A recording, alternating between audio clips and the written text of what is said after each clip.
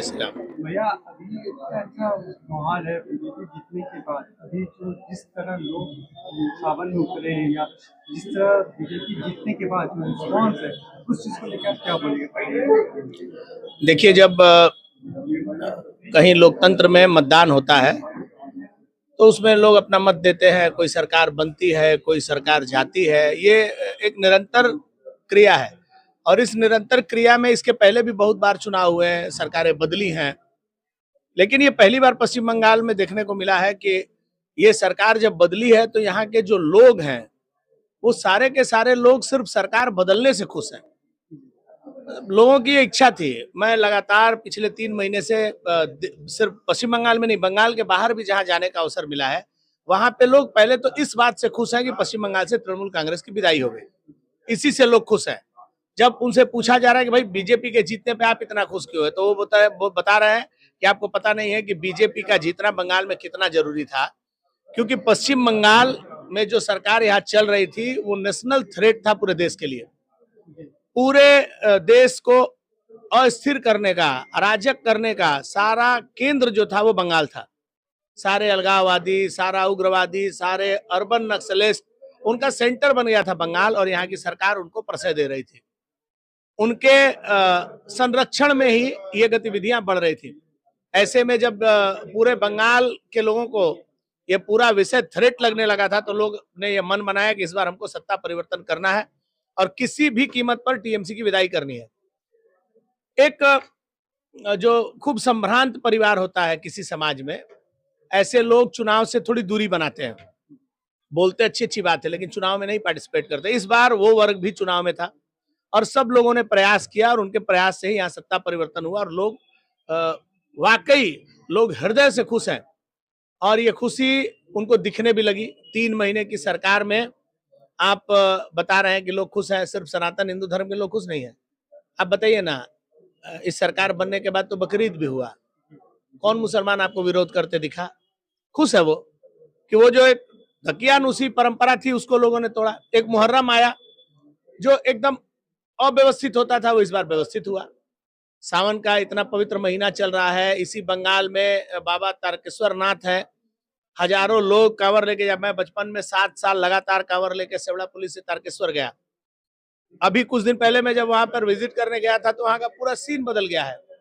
जहां लोगों से शौचालय के पैसे लिए जाते थे, मट्टी रखने के, कांवर रखने के पैसे लिए जाते थे, वो सब कुछ बंद हो गया। नई सरकार नई व्यवस्था लाई है और ये आपको ऐसा अनुभव हो रहा है कि मेरी सरकार है। ये अपने आप में लोगों के अंदर खुशी की बात है।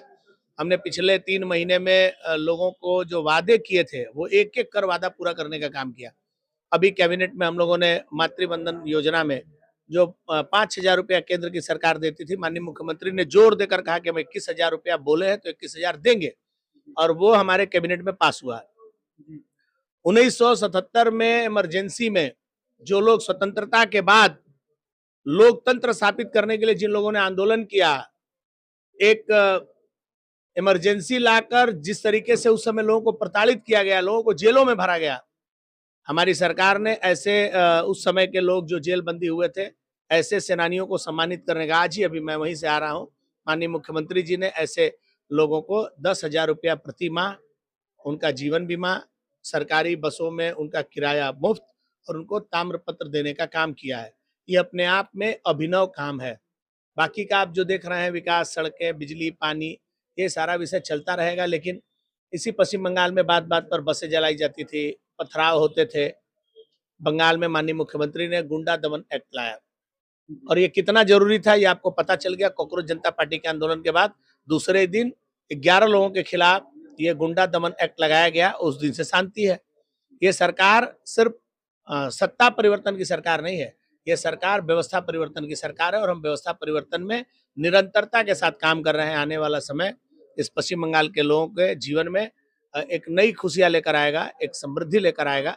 आने वाला 5 साल बंगाल को विकासशील 5 साल और उसके बाद का 5 साल बंगाल को विकसित बंगाल बनाएगा। इसी 2 साल पहले एक हुआ था जिक्र के, आज पूरा 2 साल कंप्लीट हो गया। अब क्या सरकार इसके ऊपर क्या? आप खबर रखिए, मामले में जांच हो गई। इस मामले में जो अधिकारी थे, विधानसभा में माननीय मुख्यमंत्री ने उन्हें सस्पेंड किया। ऐसे कई अधिकारियों को सस्पेंड किया। ये सरकार सिर्फ दिखावे की सरकार नहीं है कि सत्ता पा गए। एक मामला हुआ था जिसमें काली मूर्ति को तोड़ा गया था और उसको प्रिजन वैन में डाल के ले गया था, वहां के एसपी को सस्पेंड किया। 7 बड़े अधिकारियों को माननीय मुख्यमंत्री जी विधानसभा में खड़ा होकर उनको सस्पेंड करने का आदेश देते हैं। ये अपने आप में एक बहुत बड़ी पहल है। आरजीकर में जितने लोग दोषी थे वो पूरा मामला फिर से खुला है। जो लोग दोषी हैं एक एक लोगों को चिन्हित करके उनको सजा देने की काम ये नई सरकार करेगी।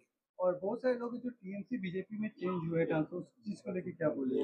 देखिए हमारे ये पार्टी का विषय है। हमारे प्रदेश अध्यक्ष जी ने स्पष्ट रूप से कहा है और हमारे अमित शाह जी ने भी कहा है, माननीय मुख्यमंत्री जी ने भी कहा है कि तृणमूल कांग्रेस के किसी भी भ्रष्ट नेता को भारतीय जनता पार्टी में नहीं लिया जाएगा। अब मान लीजिए कोई आदमी अगर गेरुआ कपड़ा पहन के माथा पर गेरुआ टीका लगा के जय श्री राम बोलते फिरेगा तो अब किसको किसको रोकेंगे? घूमने दीजिए घूमने वालों को। लेकिन भारतीय जनता पार्टी ऐसे किसी व्यक्ति से कोई संबंध नहीं रखेगी जो तृणमूल कांग्रेस के राज में भ्रष्टाचार में लिप्त था या फिर इलाके में दहशत करता था।